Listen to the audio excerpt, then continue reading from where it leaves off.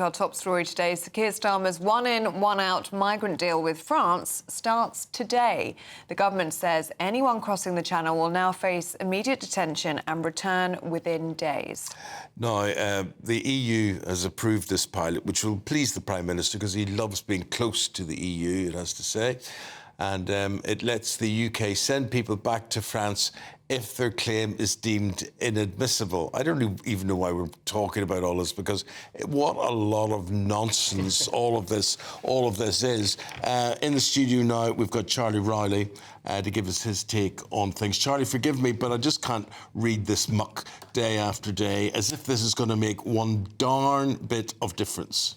Well, I think that's a sentiment that most people in the country will have. You know, the idea of a one-in, one-out scheme, nobody wants a like-for-like exchange. It's about getting the numbers down. It's about stopping, full stop, the numbers of people that are coming over this country. They don't want any people coming in across the boats, you know, the small boat crossings, where people who, as we've seen across the country, been put up in hotels where that's created community tensions, where it's gone beyond, I think, just the idea of fairness and what is fair when people come into the country and who we should be looking after. Do you know what I see here? It's about safety now. And correct me if I'm wrong, Keir Starmer's love-in with the European Union, this again is another way for him to snuggle up and be all cosy and nice, and everybody else in Europe to say, oh, he's a good guy, he's been kicked out of Europe, but he doesn't really want it that way. Maybe we'll repair this rift. Yeah, I think that's absolutely right. And look, you know, you've only got to go back to when the UK left the EU, and I know that was a divisive time, but time has moved on. You know, Macron at the time and the EU said that they wanted to punish Britain for Brexit, and I think this is part of it. You know, that's why we've given France so much money. I love France, but we've given them so much money, and they've not upheld their end of the bargain, it seems to me, apart from one dinghy that the police you saw just before Macron, conveniently, before Macron came over for his state visit, you saw the French police go into the water to try and slash the dinghy of a departing boat in an attempt to show to the British public that I think that they were doing something about it. But clearly they haven't done enough. And I think you're right. You know, Starmer seems to be a sort of an apologist about Brexit by trying to say, we'll do a deal, we'll give you lots of money, we'll do a one-for-one, like-for-like situation. That's not what the British people have voted for consistently now. And it goes all the way back to 2014, I think, when, you know, UKIP back in the day, another party headed up by Nigel Farage, won the European Union elections back in 2014. They then came out on top during the Brexit Party, I think, as well. You know, obviously Farage is now up in the polls. It has all been a slow movement towards immigration and illegal immigration. And the fact that this government can't even call it immigration, it's irregular migration. That is something that the public are just in a totally different tune to what the government's playing. And I think you're right. This is something that the public will look back on and think this is not what we want. Starmer is completely out of touch, and it's another cave into the EU. In terms of a security perspective, is this a better deal in terms of having more control over those who come to our country? Because we've seen, haven't we, on the small boats, people taking out their documentation, their passports, their driving license, and just throwing them into the sea. Whereas here, at least, they'd have a family connection to Britain and they're subject to full documentation checks. You know exactly who's coming in.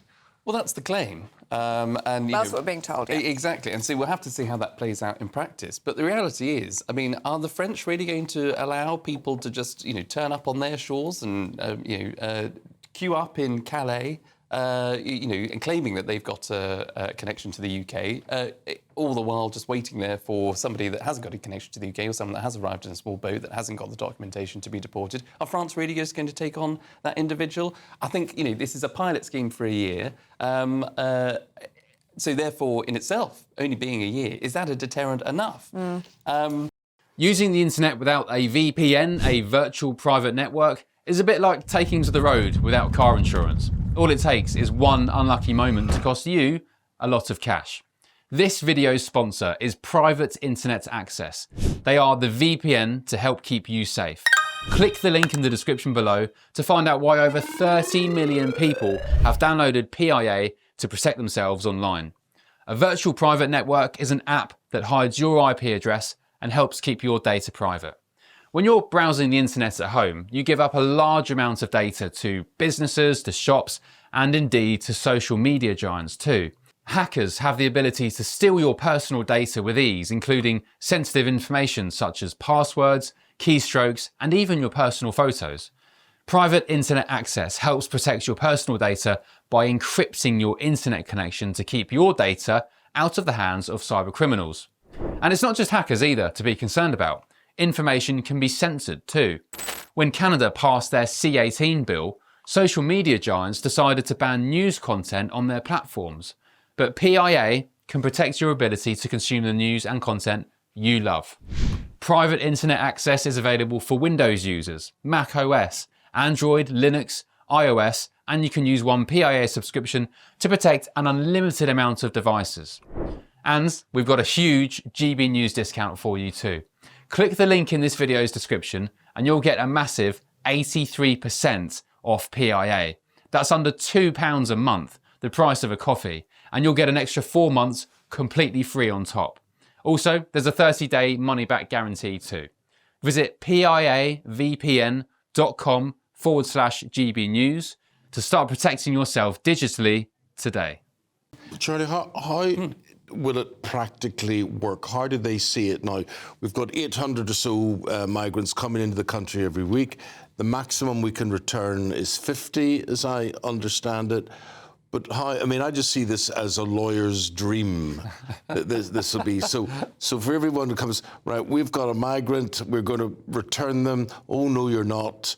It'll go on forever. Yes, so there's supposedly and should be UK border force and processing checks taking place side by side with French officials in France. So if somebody comes to France and says, I've got a claim to be in the UK or I've got a family connection, that person will be sort of held there until we can deport someone from the UK that's arrived on a small boat, on a dinghy, as Ellie said, someone that hasn't got the documentation or anything like that. And then they will be deported to France, and it'll be a sort of a swapsy sort of situation. But how many people can both France and the UK accommodate? You're right, it's earmarked for about 50 people, I think, a week, which is not good enough in terms of the daily numbers that we're seeing and entering, well, we're in August now, but entering what should be a summery period where the calm conditions will always be there. We're going to see more and more people taking up that small boat crossing. What irritates me, amongst the many things that irritate me, are being lectured to by the Prime Minister or the Home Secretary or the Foreign Secretary that this is a really good deal for Britain. How on earth? I mean, do you want to just say to these people, do you think we're all stupid? I think that is absolutely right, because you can't take the British public for fools. They can see through when government is either on the ropes or trying to spin you a fast one, and they will see that this is not what the public want, a one in, one out. They just want the whole boats issue to stop. Trying to tell people, on the one hand, if we had riots last summer, that it was all part of a far-right bandwagon. Now, of course, we're seeing more peaceful protests, but more protests nonetheless, on the back of illegal immigration, on the back of people's safety. When you're hearing reports not just of people that have come into the country, they're getting free accommodation, they're getting their healthcare, they're getting £50 a week or whatever, they're able to work as a food delivery driver, it seems to be illegally. You know, we're now talking about people that haven't been prosecuted but are charged for crimes against women and girls, sexual and violent crimes of people that have broken into the country, effectively. That has got to stop. That is why the country is now at that tipping point and that breaking point, I think. And so the idea that the Prime Minister and Number 10 and, old political advisors like, me would have said to the Prime Minister, I think it'd be a really good idea during this sort of summer of what could be a summer of discontent, just have a one in, one out scheme, Prime Minister. That'll tell the public, that'll wash. It doesn't. So I don't know who's advising the people in Number 10. I don't know why the Prime Minister thinks that it was acceptable last year to call it a far-right bandwagon when actually the public mood is very much behind wanting the government to get behind stopping this issue. And, you have minister after minister sort of saying, well, if it's things like, the rape gang scandal that we had, a different topic, but nonetheless, the idea that you can't talk about these things, otherwise you'd be deemed a racist, or you can't talk about these things because otherwise you'd be, a fruitcake, closet racist, a crackpot. Now that whole tinderbox is open because for too long we haven't been able to talk about these serious issues in the UK, and I think that's now, coupled with immigration, coupled with the crimes that we're seeing, coupled with our prisons being filled by foreign nationals, it is all, as I say, a boiling point which I don't think the UK can cope with for much longer. Do you think something has changed, though, in the past year I mean, the Prime Minister was describing it as a far-right bandwagon, people who were involved in the protests last year. But those that are involved in the protests this year, I mean, we're seeing mothers with placards saying, I'm not far-right, I'm just worried about my children. I'm worried about my little girls. Do you think the Prime Minister would respond differently now to protests that he's saying? I think he's got to, and I think he's been forced to because of those images. You know, these aren't far-right thugs that just turn up. These are mothers, these are women, these are girls, these are children, these are community folk who really care about their community, where they've got a hotel or any kind of local accommodation that's been taken over by the Home Office that is now housing illegal migrants who are going on to be arrested, who have been charged, not yet prosecuted, not yet sort of put in jail yet, potentially. But, you know, it creates this uncertainty, it creates this fear. And, of course, you know, you've got to then accept, well, is there a far left? As we always, I personally think there has been a far left in this country, but people who turn up as those now counter-protesters to stir the hate, you know, to call those people that are protesting, you know, fascists or racists. You know, there has to be a serious look at this country, and I think that, you know, the Labour government, you know, to put it politely, needs to look in the mirror and say, what country have we got, and have we actually been on the side of the people of this country? Have we got it right? And I think that they've sort of discovered that they've made some of the big calls, they've got it wrong. Scrapping the Rwanda scheme, I think, was the wrong thing to do. That was a deterrent. Didn't get off the ground. We'd never had the time to get it off the ground, so to speak. But I think that allowed people to sort of say, right, OK, come on, folk, let's jump in the boats. We can get over there because we're not at least going to get deported to Rwanda. Yeah. We're going to be put up in a nice five-star hotel.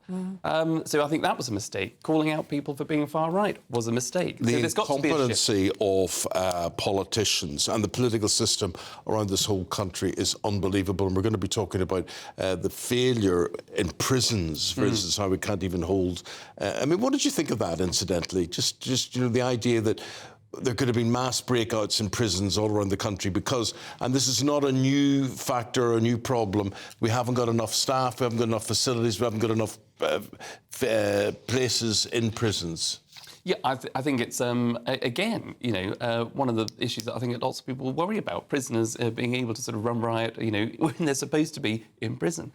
You're not supposed to be doing that. I'm glad that prison officers now have been, I think there's a trial to give them tasers, which might contain some of those potential breakouts. But, you know, you're seeing day in, day out, you know, a prisoner, you know, the prisoner that was responsible for the Manchester Arena attack, who then went on to assault prison officers with butter. You know, a total disgrace. He's now got their privileges back. I'm going to say something. Tell me whether you agree or not. We talk about what our taxes are being spent on, and a lot of people, migrants, for instance, is not a good area for people thinking this is a good use of my tax money.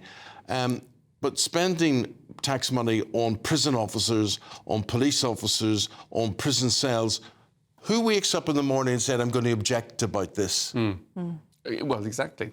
I think that's why, you know, Nigel Farage this summer, he's using as a crime sort of, you know, campaign where he's brought out a few policies where he said he would create those sort of Nightingale prisons like we saw during COVID, those Nightingale hospitals. He wants to create more prisons, and that will create more prison places and more officers, and that's why I think he's doing so well. Folks, Charlie's had his say for the past few minutes. Your say, very welcome. Have your say. Get in touch.